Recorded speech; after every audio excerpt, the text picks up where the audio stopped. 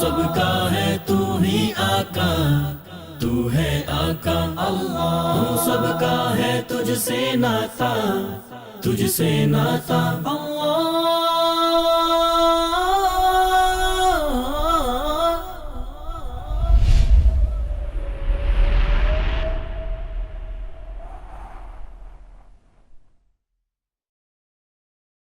يسبح لله ما في السماوات وما في الأرض الملك القدوس العزيز الحكيم۔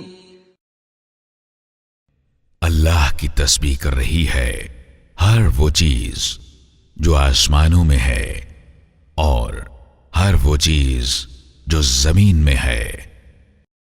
وہ بادشاہ ہے، قدوس ہے، زبردست اور حکیم ہے۔ عربی زبان میں لفظ قدوس معنی کے اعتبار سے طہارت اور تقدیس کے معنی دیتا ہے۔ یہ اسم مبارک اللہ تعالی کے ربانی کمال اور اس کے کسی بھی کوتاہی سے پاک ہونے یا کسی بھی چیز کے محتاج نہ ہونے کی طرف اشارہ کرتا ہے۔ هو الله الذي لا إله إلا هو الملك القدوس السلام المؤمن المهيمن العزيز الجبار المتكبر۔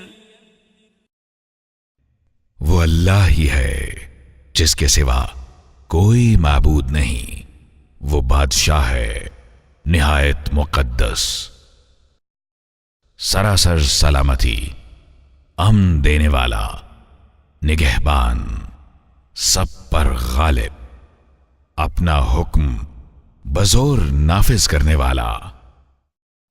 اس نام مبارک کا ایک اور مفہوم اللہ تعالی کے نعمتوں کے مالک اور فیاض ہونے کی طرف اشارہ کرتا ہے۔